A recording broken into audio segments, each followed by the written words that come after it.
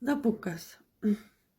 Jeigu jūsų namuose nėra ramybės ar per vyrą, ar per vaiką, ir tai yra nuolatinai, ir tai buvo gal pas jūsų tėvus ar pas senelius, dėl kokių tai priklausomybių, vaikai dažniausiai neklauso, šiais laikais vaikai serga ir tai nėra normalu iš tikrųjų.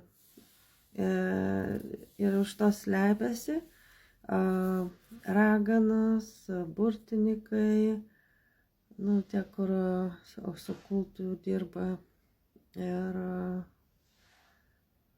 kaip ten vadinasi. Ir žmonės, kurie dirba su vudų statulėlėmis. Tai ką jie daro? Jie pavogia jūsų palaiminimus ir tai tęsiasi metus, du, gali visą gyvenimą tęstis.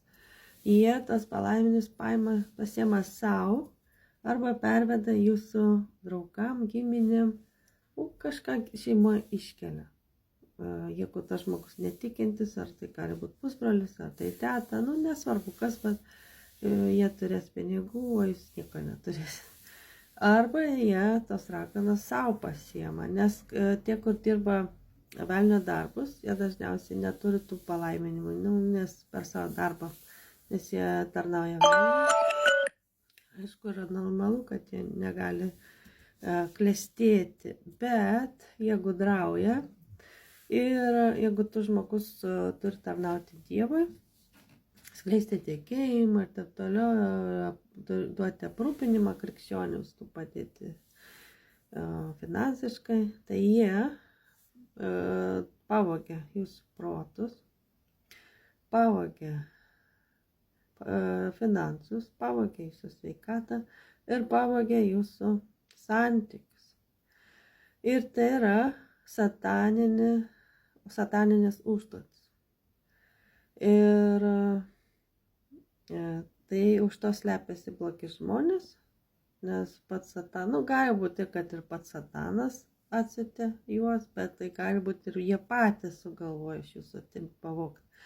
Nes dažniausiai daugeliu atveju jūs esate pavojingi tamsumai ir jūs turit kažkokiu tai talentu ir jie blokuoja jūsų protą, jūs gyvenat baimiai, nerime, depresija. Dažniausiai depresija naudoja, kai depresija, tai ta siunčia savižudybių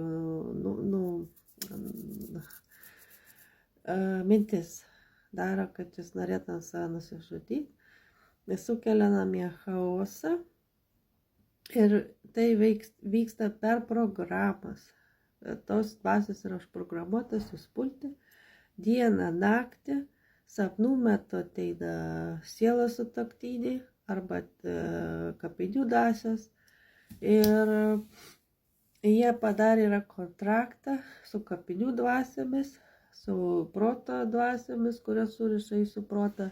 Ir trys sandoriai yra padaryti, dabar neatsimenu kitą, bet tai pinigai su pinigais sielos sutuoktiniai. Taip, nes kai ateina sielos sutuoktiniai, pinigų nebus. Tai va. Ir tie palaiminimai, Dievas nori jums duoti palaiminimus, bet jūs negaunate, jie yra pervesti. Jums reikia melstis psalmę 66, sakyti į Dievą kreiptis į teisėją ir kad jis jums atkurtų viskas, kas buvo atimta, pervesta netiem, kad jums atsiųstų atgal, atkurtų viską. Sugrąžintų 7 kartus daugiau. Ir jau reikia paminėti Jėzaus kraują, kad jis viešpats nugalėjo jau ir kad jūs išgelbėtų iš tokio gyvenimo, kur dvasiniai vagiai sukasis. Ir blogi žmonės to pačiu. Ir viskas, ką jie turi, bus pervesta jums. Tai melskitės kokią vidurnaktį ar 3 ryto ir tada geriausia Dievą skirti. Ir prašykite Dievą, kad Jis jums padėtų ir viskas, kas legaliai priklauso jums, kad būtų pervesta jums, nebūtų kažkur nunešta netiems žmonėms.